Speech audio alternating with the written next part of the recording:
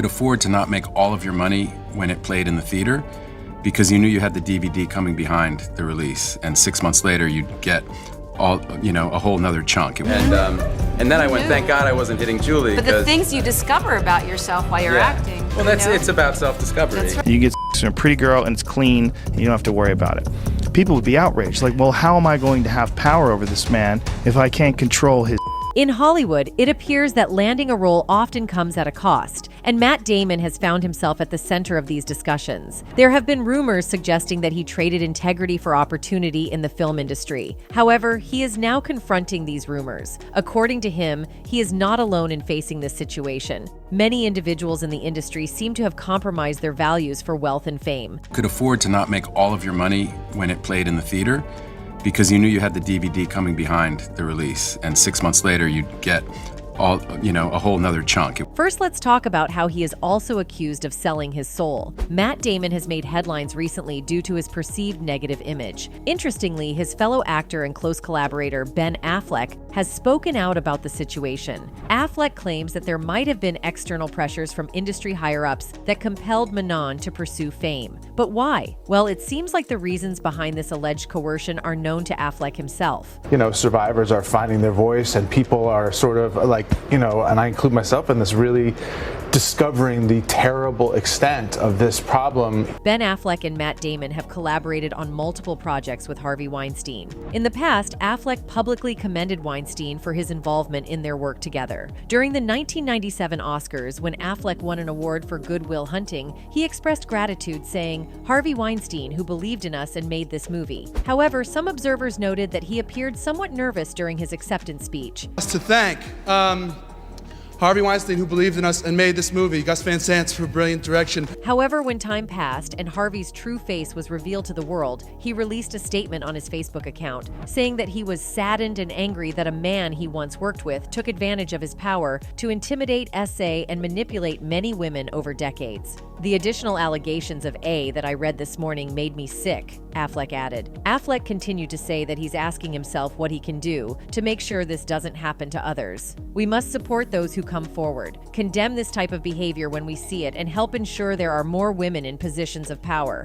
Affleck concluded. And some people also believe that Ben was on Harvey's red flag list, pointing towards suspicious actions. Before the release of explosive reports that catalyzed the #MeToo movement and ultimately contributed to the downfall of the former movie mogul, Harvey Weinstein maintained a list of individuals he was apprehensive might speak to journalists in 2017 about his interactions with women. Ben Affleck's name was among those listed in this document, commonly referred to as the red flag list, a detail corroborated by Variety upon review. If you're seeing it this prevalent, in this industry, it must extend into, finance and tech and all these other places, and it's really disturbing. And reportedly, this list was just one component of approximately 1,000 pages of documents that were unsealed at the New York City criminal courthouse prior to Harvey Weinstein's sentencing. During Weinstein's 7-week trial, this document was mentioned, but only the name of accuser Annabella Sciorra was disclosed as being on the list. The lead prosecutor sought to present the entire list, which included both male and female names, to the jury for their examination. However, the judge ultimately denied this request. Discovering the terrible extent of this problem. There is speculation among some individuals that if Ben Affleck's name appeared on the list, Matt Damon's name might have been included as well. This speculation arises from the belief that Matt Damon could have also been a victim of Harvey Weinstein and potentially had some negative experiences with him, considering that Ben had already shared his own experiences involving Harvey Weinstein. Affleck said the experiences he had creating his early works with Weinstein are now tainted, because while we were making these movies, there were people who were suffering. He reiterated his aim to donate any residual income he earns from Weinstein's films to organizations such as RAINN and Film Independent. And Joe Rogan has also pointed out Harvey's more suspicious actions. As he delved deeper into the complex world of Tinseltown, he illuminated some intriguing connections and interactions that have sparked widespread speculation and conversation. He apparently hugged a woman and his hand went down her back. This is the depiction. One of the most significant revelations dropped by Rogan was the purported participation of male actors, notably the prominent figure Matt Damon, in activities that extend beyond mere professional networking. According to Rogan, these actors, driven by their ambitions for stardom, might have ventured into unconventional avenues to achieve their goals. In that particular podcast episode, Joe Rogan delved into the profoundly disturbing and contentious revelations surrounding Harvey Weinstein and the pervasive culture of E that appears to exist within the entertainment industry. The downfall of Harvey Weinstein marked a pivotal moment in the entertainment industry. One of the most unsettling aspects of Weinstein's alleged actions, as explored by Rogan, was his sinister modus operandi. According to Whitney Cummings, a prominent comedian and actress, Weinstein exhibited a deeply troubling pattern of behavior. He would purportedly entice young and aspiring actors with extravagant promises, but these promises were accompanied by horrifying conditions. At the heart of Weinstein's manipulation, as outlined by Rogan, was a deeply disturbing quid pro quo scenario. Allegedly, he would tell these aspiring actors that if they engaged in acts with him, they would be granted the coveted opportunity to become stars in his movies. However, once an actor had complied with his demands, they found themselves subjected to further and Ben also said, "I knew Weinstein was sleazy and kind of a but unfortunately, that wasn't that uncommon." He explained that as a 24-year-old newcomer to Hollywood who had never made a movie. Furthermore, Rogan brought to light that Weinstein would lavish these individuals with attention and privileges, effectively maintaining control over them. However, this extravagant treatment came at a significant price, as Weinstein expected these actors to engage in even more intimate and private interactions with him. This created a chilling of manipulation and that left these actors feeling trapped and powerless in the situation. Other people were going through something really ugly and disturbing and difficult and terrible and terrifying, and while that was happening, is kind of, I don't know. Additionally, to maintain the illusion of genuine affection, Rogan claimed that Weinstein would encourage these actors to send him affectionate and even romantic emails. These messages, at first glance, appeared to reflect a loving and consensual relationship. However, beneath the surface, many of these actors harbored deep-seated resentment towards Weinstein for the compromising situations they had been forced into. Actors like Matt Damon found themselves in a difficult position, as they lacked the influence to openly address Harvey's disturbing actions, ultimately becoming victims of Harvey's misconduct. When Ben and Matt expressed admiration for Harvey, they faced significant criticism. However, it is important to note that they were unaware of Harvey's involvement in such activities, and even if they had some knowledge, they may not have had the necessary power to take action. I didn't work with him again after that, but I was there kind of that was the height of his power, and that was his legend. That was his whole kind of MO. Like, you know, could you survive a meeting with Harvey? But at one point, Matt's patience finished, and he fell a bombshell on the audience. Matt Damon disclosed that he became aware of Harvey Weinstein's alleged SH of Gwyneth Paltrow through a conversation with his friend Ben Affleck. He said that he knew the Gwyneth story, but never talked about it with her during production on The Talented Mr. Ripley, a Weinstein production. But Ben had told me about it. At that point, Harvey was incredibly respectful of her always. Asked if there was some part of you that wished you had called him out, Damon said, "I don't know what I would have done. I heard from Ben, who heard from Gwyneth, that this happened. I don't know how that would have happened. I never saw anything in front of me. I mean, look, he was intimidating. That was part of who he was. I've been reading these stories because I am racking my brain. Did I see something? Did I know something? Is there something I could have done?" Netizens came forward and supported Rogan's narrative. One of them wrote, "The Hollyweird creatures are a prime example of the sleaze behavior that these actors will use to promote themselves. Once you take a knee or both, for a job you can never look in the mirror and see the same person ever again. Great job, Joe R." Another one added, "It isn't any one specific person. This is the way it has always been for almost every single celebrity you have ever heard of and known. Same case for most pop music artists, rappers too. The whole industry is F." Following his earlier comments about SH, Matt Damon suddenly issued an apology for his unpopular opinions on the matter. The actor made this apology during an interview on Today, where the conversation shifted towards Damon's controversial remarks while he was promoting his Water.org Super Bowl commercial, raising the eyebrows of many people. One person wrote, "I always wondered where the hell Damon and his buddy Affleck came from. They literally came out of nowhere and became stars overnight. Now that I think of it, these clowns were on Oprah quite a bit too. Furthermore, Matt Damon faced criticism from actresses like his Good Will Hunting co-star Minnie Driver. During this episode, he had articulated his belief that not all allegations of SM should be grouped into the same category. He suggested that the punishment should be proportionate to the offense, implying that different individuals should not necessarily face identical consequences for SM allegations. I do believe that there's a spectrum of behavior, right? And we're gonna have to figure out like what, you know. However, some people also believe that he was forced by the higher-ups to make these comments because it might take his life. Or maybe he felt guilty of his alleged crimes. As we all know how celebrities like Diddy are these days in hot waters, to avoid that situation, Matt decided to speak about this publicly. In a recent interview, Gene Deal has revealed that Diddy likes BBCs. According to him, Cassie claimed that Diddy had coerced her into scouring the internet for male S-workers, specifically those endowed with BBCs for their intimate encounters. The salacious details hinted at a darker side of the music mogul, shrouded in secrecy and hidden desires. Watching her get smashed by BBCs. So, you know, what you think about that? Do you think she was the only one getting banged? Speculation filled the air as the Gene probed deeper, suggesting that perhaps Cassie wasn't the sole participant in these illicit activities. The question lingers, was Diddy, a man of immense influence and power, also engaging in these encounters with male S-workers? This man had this woman search for online just for them to have.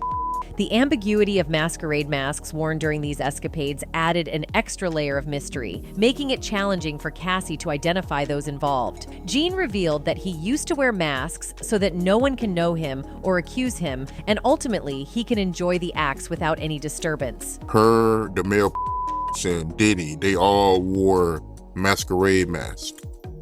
He didn't want her to know who they were. The conversation took a turn towards the alleged censorship and editing of the lawsuit's content before reaching the public eye. Gene has hinted at a more extensive narrative, suggesting that certain elements had been carefully omitted, leaving the fans in suspense about the undisclosed portions of the scandal. Now, but what Cassie alleged about him in the lawsuit? After being in a relationship with Combs for more than a decade, Cassie is making serious allegations, citing multiple incidents of A, including violent beatings, and H, throughout their time together. The New York Times first brought these distressing accusations to light, detailing a disturbing narrative of Combs exerting control over every facet of Cassie's life. The lawsuit portrays a bleak pattern of A, violence, and SH that endured until the relationship ultimately ended in 2018. She said in a statement to the Times that after years in silence and darkness, she was finally ready to tell my story and to speak up on behalf of myself and for the benefit of other women who face violence and A in their relationships. A representative for Combs, who goes by multiple monikers such as Puff Daddy, P. Diddy, Diddy, and Love,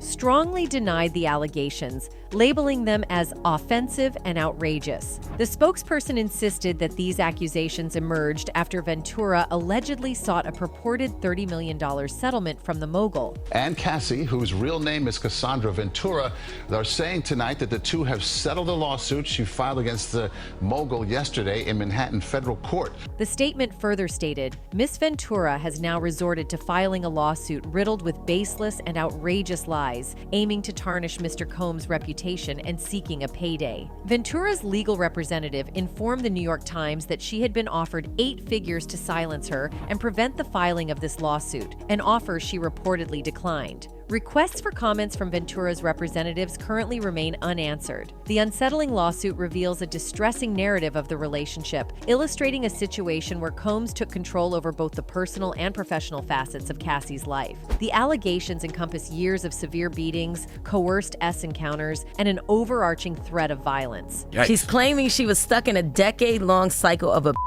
violence and baby. Combs, a 3-time Grammy winner, stands at the helm of a vast business empire that spans various industries, from A to music. Since founding Bad Boy Records in 1993, he has played a pivotal role in the hip-hop scene. However, as per the lawsuit, Combs allegedly aggressively pursued Ventura, who at the age of 19 signed with Bad Boy and quickly ascended to fame. The legal document claims that during a gathering for her 21st birthday, Combs forcibly kissed her, exploiting his power and influence in the immediate aftermath. She also says that he got physical with her and forced her to be intimate with men of the night.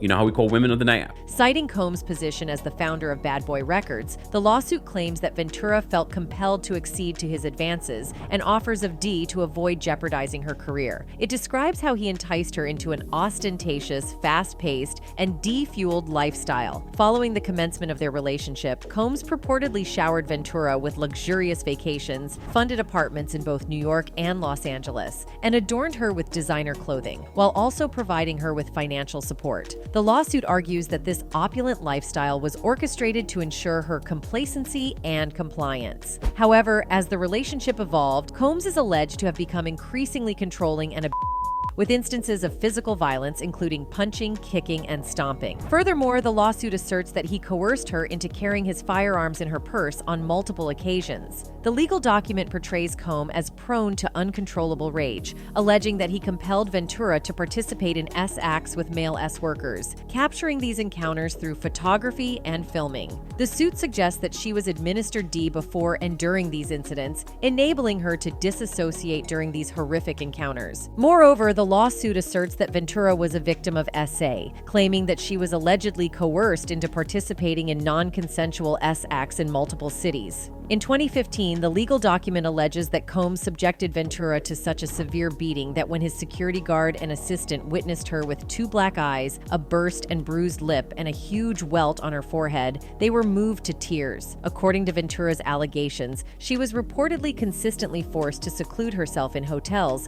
until her bruises healed. Says that not long after she met him in 2005, when she was only 19 years old, he began a pattern of control and A new layer of controversy was added to Cassie's career narrative in September of last year when Azealia Banks made explosive claims. Banks took to Twitter to express her frustrations, accusing Diddy of stifling Cassie's creativity and impeding her from releasing new music. In her tweets, Banks blasted Diddy as writing, "Lol, how about we boycott Diddy for ruining Ryan Leslie and Cassie? They still had hits to make and all Diddy did was make her unhappy and never let her release any music." She added, "Boycott this N for all the black artists he stole from. You and our pitiful and BS politicians." While Azealia Banks' allegations lacked specific instances or concrete evidence, they sparked a broader conversation about the intricate dynamics between artists and powerful industry figures. Diddy's undeniable influence in the music industry, especially through his label Bad Boy Records, has propelled numerous artists to significant success. However, as suggested by Banks, such influence may come with its own set of challenges. The experience of getting over it is usually pretty quick and easy if you really don't think that he's right for you anyway. Just keep it moving. Roger Bonds, who served as the head of Diddy's security team for an extended period, is claimed by Cassie to be an eyewitness to an alleged assault she endured at the hands of Diddy in 2009. Supposedly, the music mogul physically assaulted her upon discovering she was engaged in a conversation with another music manager at a Los Angeles club. Cassie asserts that Diddy's anger escalated to the point where he physically attacked her in the car afterward, with Roger attempting to intervene and prevent further harm. Unfortunately, his efforts to stop his boss from hurting Cassie proved unsuccessful. So Diddy's former head of security has come forth. It looks like Puffy's skeletons are coming out the closet in every single way. This is not meant to be... Talking about Cassie's lawsuit, it also included forcing her to have S with multiple male S workers while he watched, M-baited, and recorded. The lawsuit refers to the alleged SE incidents as freak outs, claiming that they occurred in various hotel suites, including at the Trump International Hotel in New York City. Among the serious allegations is the accusation that Diddy engaged in ST involving Cassie, 37, directing her to male S workers while he observed for S pleasure. The lawsuit asserts that she was instructed to cover herself with oil and engage in S activities with multiple men, sometimes in masks and costumes. So you feel like Diddy was having to male? They had to be for both of them. They was in the room. right? You're right.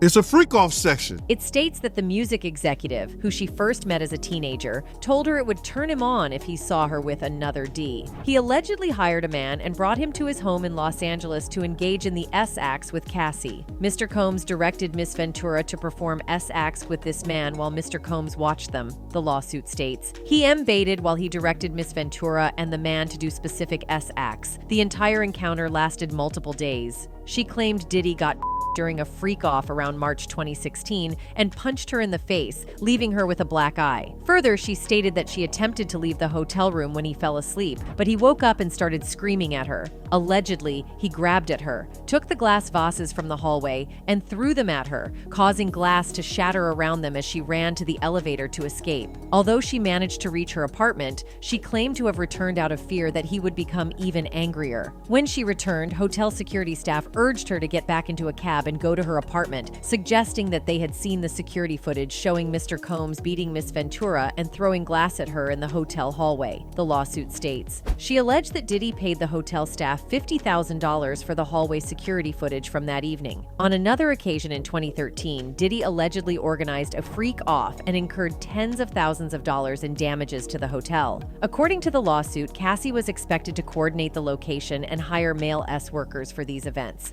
She was allegedly instructed to use websites and escort services to find men with large black P. The lawsuit contends that Diddy insisted on these encounters weekly, repeatedly telling her it was our thing and our secret. Oh, she didn't want it, but Cassie, who searched for the big black,